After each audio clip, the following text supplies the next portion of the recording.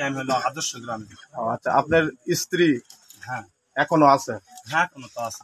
মানে আজকে বা কালকে কোথায় ছিল উনি? আজকে থেকে না, আজ থেকে 2 মাস হলো 3 আমার মাস। সাথে।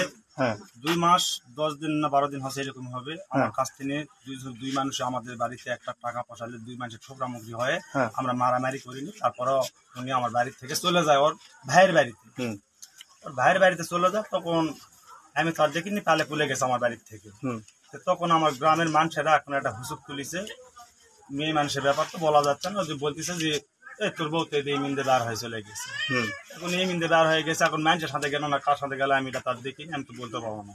আমার এই ছোট বাচ্চা গো। আমার বেটা কুটি যায়, আপেল আঁকি কুটি গেল আমার বাচ্চা গায়ে বাচ্চা গায়ে এই যেটা আমার হলো ছোট ছেলে। এটা ছেলে, এটা আপনার ছেলে। এই ছেলেকে রেখে এই ছেলেকে রেখে আর একটা বড় ছেলে আছে, সেটা হলো প্রতিবন্ধী ছেলে আমার। প্রতিবন্ধী ছেলে। হ্যাঁ, সারে উনি তখন গ্রামের ওই মিন্দে বের হয়ে চলে গেছে, তখন গ্রামের মানুষেরা তখন হুসুক তুলিছে যে তোর বউ তো গ্রামের মানুষেরা বের হয়ে গেছে। তখন আমার মাথায় কাজ করে, তখন আমি ফোন দিয়ে ওনার ভাবিকে আমি বলি